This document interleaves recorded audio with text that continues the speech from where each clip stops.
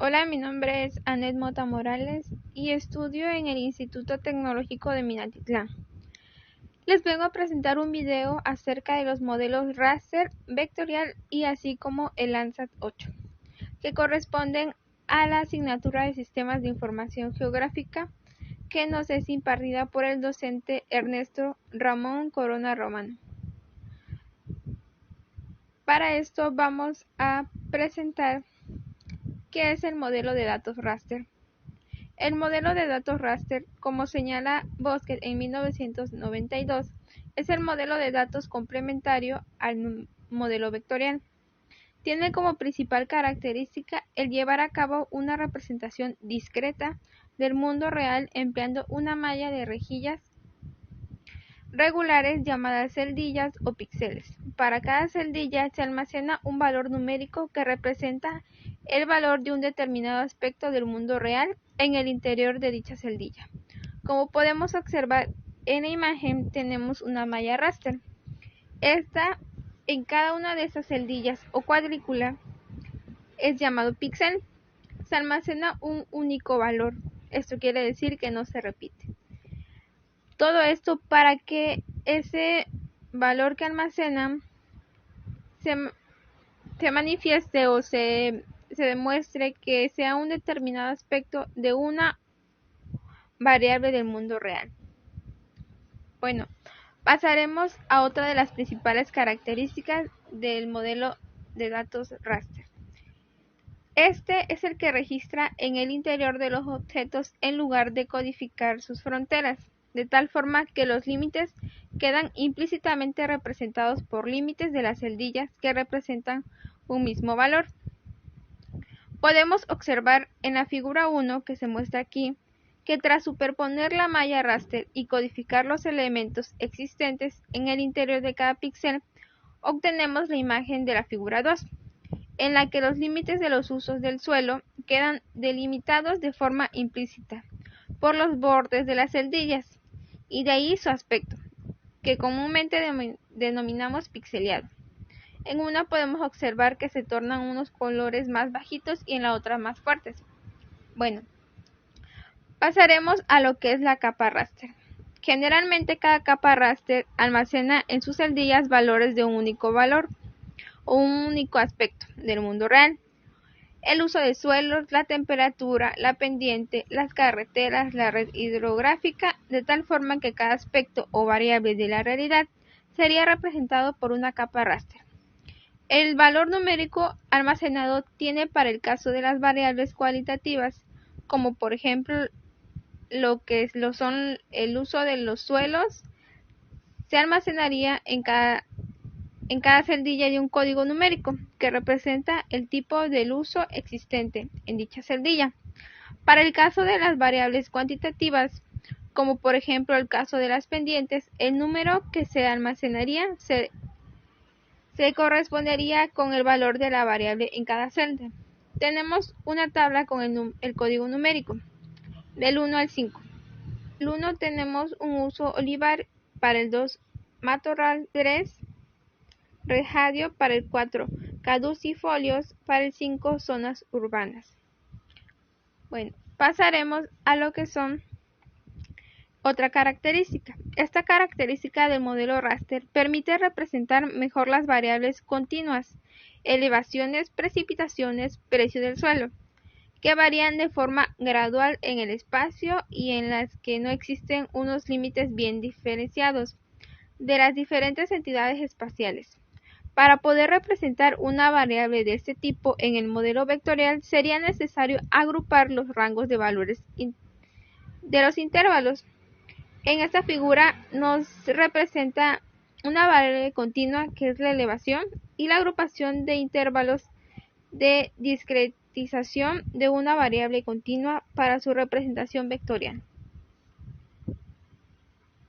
Bueno, tenemos características de las celdas, las cuales pueden ser regulares, localizables y irregulables. Tenemos que las celdillas son regulables, es decir, todas son iguales, estableciendo una codificación discreta de las coordenadas. La celdilla es la unidad mínima en un archivo raster y por ello el tamaño de la celda nos dará la precisión con que podremos definir los elementos geográficos. Las localizables dice que por su número de fila y columna, cada celda puede ser identificada por su posición de la matriz del archivo raster a partir de su número de filas y columnas. Estas contienen un valor numérico que puede ser el identificador de la celda o el valor temático de la misma, elevaciones, temperatura, etc. De tal forma que la geografía y la composición temática se almacenan a la vez. Tenemos también que la pérdida de información y la reducción y las reglas de codificación. Como podemos observar en la figura 1 y 2, la codificación raster de la información supone una pérdida de la misma con respecto a la realidad, debido a que este modelo supone una simplificación del mundo real. A continuación, señalamos los dos aspectos que fundamentalmente se suponen las fuentes de pérdida de información en el modelo raster. Esta figura 1 nos muestra la malla raster y los usos del suelo. Bueno, en el primer lugar, al no codificar la frontera de las entidades espaciales, únicamente podremos tener los límites en los bordes de los píxeles, lo que supone una pérdida de precisión en la definición de estas entidades. Esta pérdida de precisión estará en la relación con la resolución del píxel, entendida esta como la longitud del lado de las celdillas, de tal forma que a mayor longitud del lado, menor resolución. Parece obvio señalar que una mayor resolución posibilitaría una mayor precisión de la capa raster, con lo que igualmente habría una menor pérdida de información. Sin embargo, la alta resolución tiene una contrapartida, y es el mayor número o tamaño de los ficheros raster, puesto que el número de celdas necesarias crece de manera elevada. En el segundo lugar, encontramos el hecho de que cada celdilla solamente podemos almacenar el valor de la variable, aunque en muchas de ellas coexisten zonas con diferentes valores. Generalmente se suele aplicar la regla de codificación del 50%, que asigna a un píxel el valor de aquella categoría que presenta más del 50% de la superficie del píxel. Igualmente también es posible aplicar la codificación de la presencia y ausencia, especialmente cuando se trata de capas binarias, en las que únicamente distinguimos si se da o no se da un fenómeno, que si se asigna al píxel el valor de una entidad siempre que está presente, aunque sea de forma mínima. Generalmente los sistemas de información geográfica raster almacenan la información de cada celda en un mínimo de dos ficheros, el fichero de valores y el fichero de documentación. Este último en el cual se señala la resolución del raster, número de filas y las columnas, etc. Los dos tipos de estructuras más importantes denominadas estructura one-tree. Dentro de las estructuras raster simples podemos distinguir igualmente la estructura raster de codificación exhaustiva y la codificación Runeley. Para esto tenemos también la codificación por grupos de longitud de variable. Es un método de comprensión de imágenes. En el caso de que existan celdas contiguas con valores numéricos idénticos de una estructura compacta de la información, en vez de registrar el valor de cada celda individualmente, para cada fila se recoge el valor temático que existe y el número de dichas celdas con dicho valor. Si solo existe una celda con ese valor, el tamaño se duplica para que se reduzca considerablemente en caso de 3 o más celdas idénticas. Pasando a esto, nos dice que cuanto mayores y frecuentes sean las series de datos repetitivos, mayor comprensión se logrará. Esta técnica es especialmente útil para codificar imágenes de monocromo o binarias. Aquí se muestra una representación de estas dichas imágenes. Bueno, el sistema de información geográfica raster e imágenes de satélite. Una característica muy importante de los sistemas de información geográfica raster es el compartir el modelo de datos con las imágenes procedentes de los sensores satelitales. Los sistemas de información geográfica y la teledetección son técnicas que han desarrollado de forma paralela como lo diseña Chubieko en el 2002. De esta forma, las imágenes tomadas por los diferentes sensores remotos a bordo de satélites pueden ser perfectamente integradas en un sistema de información raster. Ahora, teniendo en cuenta la entrada de datos de un sistema de información geográfica raster, se puede realizar a partir de imágenes de satélites que tienen la digitalización semiautomática, la digitalización manual, que es barredor óptico o escáner, y puntos, líneas o polígonos, rasterización de datos vectoriales. Y es aquí donde podemos decir que es un modelo de dato vectorial. Es una estructura de datos utilizada para almacenar datos geográficos. Los datos vectoriales constan de líneas o arcos, definidos por puntos de inicio y fin, y puntos donde se cruzan varios arcos, los nodos. La localización de estos nodos y las estructuras topológicas se almacenan de forma explícita. Las entidades quedan definidas por sus límites solamente, y los segmentos cuyos se representan como una serie de arcos conectados. Aquí se puede ver cómo es la representación en raster, es a través de la cuadrícula, que por píxeles, y el sistema vectorial solo utiliza puntos, líneas y polígonos. En este caso vemos en el mundo real es una casa con árboles y una carretera, y se puede ver por medio del sistema raster en las cuadrículas identificados los árboles con una cuadrícula verde, y la carretera es igual, consta de unas filas de cuadrículas en tono gris, y la casa son cuadrículas en tono rosado. Y en lo que respecta al sistema vectorial, la carretera la marca con un seguimiento de puntos que forman a su vez una línea, y lo que son los árboles son puros puntos. La casa la marca aquí entre los polígonos, que es un cuadrado. Bueno, ahora pasamos que hay dos formas de organizar esta base de datos doble: espacial y temática. Normalmente los sistemas vectoriales tienen dos componentes, una que almacena los datos espaciales y otro los datos temáticos. A este se le denomina sistema de organización híbrido, por unir una base de datos relacional para los aspectos temáticos con una base de datos topológica para los geográficos. Un elemento clave en este tipo de sistemas es el indicador de cada objeto. Este es el único y diferencial para cada objeto y permite la conexión entre ambas bases de datos. Bueno, la representación vectorial de los datos. En el modelo de datos vectorial, la figura 4, los datos geográficos se representan en forma de coordenadas. Las unidades básicas de representación geográfica en los datos vectoriales son puntos, líneas, en eso serían arcos, y polígonos. Cada una de estas se compone de uno o más pares de coordenadas. Por ejemplo, una línea es una colección de dos puntos interconectados, y un polígono es un conjunto de líneas interconectadas. Tenemos ventajas de esos dos modelos, del modelo raster y del modelo vectorial. En el modelo raster nos dice que tiene una estructura de datos sencilla, pero a su vez el modelo vectorial nos proporciona una estructura de datos compacta, ocupa menos memoria.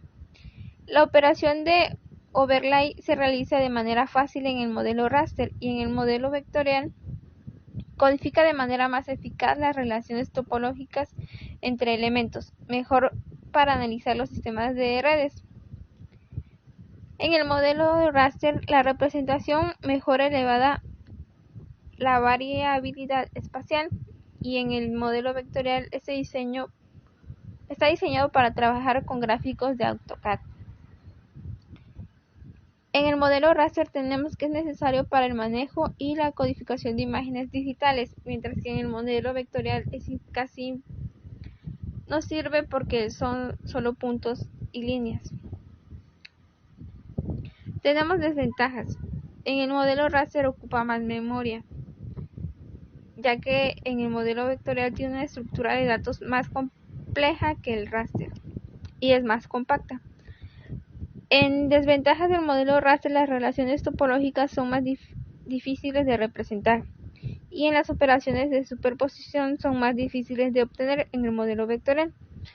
Los mapas resultan menos estéticos, los límites resultan más groseros, es decir, son muy feos. Este fenómeno puede superarse reduciendo el tamaño de píxeles, pero incrementa el gran tamaño del volumen del archivo dentro del modelo raster, y por lo que la representación de mapas son con elevada variabilidad es ineficiente en el modelo vectorial. El manejo y mejora de imágenes digitales y satélites no pueden realizarse de una manera eficaz en el modelo vectorial, ya que, como les había dicho, solo utilizan puntos, líneas y polígonos. Tenemos conceptos básicos del análisis espacial. El análisis espacial es un intento de imitar el comportamiento de la mente humana, es decir, crea una imagen entendible de la realidad, plantear un problema y localizar las posibilidades de soluciones por medio de GIS. Es uno de los pasos más difíciles dentro del sistema de análisis espacial. El sistema de datos normalmente comprende dos fases. 1. El elegir la información y 2. El análisis de la información elegida. Hablando de eso, nos vamos con lo que es el programa Landsat. El programa Landsat ha revolucionado la forma de ver y estudiar nuestro planeta. Esta serie de datos inició en 1972. Es una de las más largas de la historia y continua, registrando los cambios en la superficie terrestre desde el espacio. Landsat ha sido el único sistema de satélites diseñado y operado para observar repetidas veces la cubierta de la Tierra con una resolución moderada. De manera general, cada píxel en su imagen tiene un tamaño con el que se podría cubrir un campo de béisbol. En la actualidad, el programa Landsat se encuentra en una octava versión denominada Landsat Data Continued Vision, LDCM. Es el octavo satélite que se observa en la serie de Landsat. Tras el lanzamiento de Landsat será rebautizado como Landsat 8. En este sistema está compuesto por dos grandes segmentos. El segmento 1, que es el observatorio, el cual consta de una plataforma con capacidad de cargar dos sensores de observación terrestre. El primero de ellos, denominada OLI, y el sensor térmico infrarrojo termal, sensor TIRS. OLI y TIRS recogerán los datos de forma conjunta para proporcionar imágenes coincidentes de la superficie terrestre, incluyendo las regiones costeras, hielo polar, las islas y las zonas continentales. El OLI es un instrumento constituido por una empresa en Colorado, y el TIRS es un instrumento que fue proporcionado y construido por la NASA. Bueno, el segundo sistema en el sistema terrestre, el cual proporciona la capacidad necesaria para la planificación y programación de las operaciones del LDCM y todas aquellas necesarias para administrar y distribuir los datos. Ese es el segundo segmento. Bueno, teniendo como por último las diferencias y semejanzas del Landsat 8. El satélite de Landsat 8 incorpora dos instrumentos de barrido, el OLI y el TIRS. Las bandas espectrales del OLI, aunque similarmente son al sensor Landsat 7, proporcionan una mejora de los instrumentos de las misiones Landsat anteriores, ya que debido al diseño especialmente para la incorporación de nuevas bandas espectrales, que en este caso son dos, un canal profundo en el azul visible, que es la banda 1, que es diseñado para los recursos hídricos e investigaciones en zonas costeras, y un canal nuevo en infrarrojo de banda 9 para la detección de nubes cirrus. Bueno, y esto sería todo por lo de el Landsat 8, lo que son los modelos vectoriales y los raster.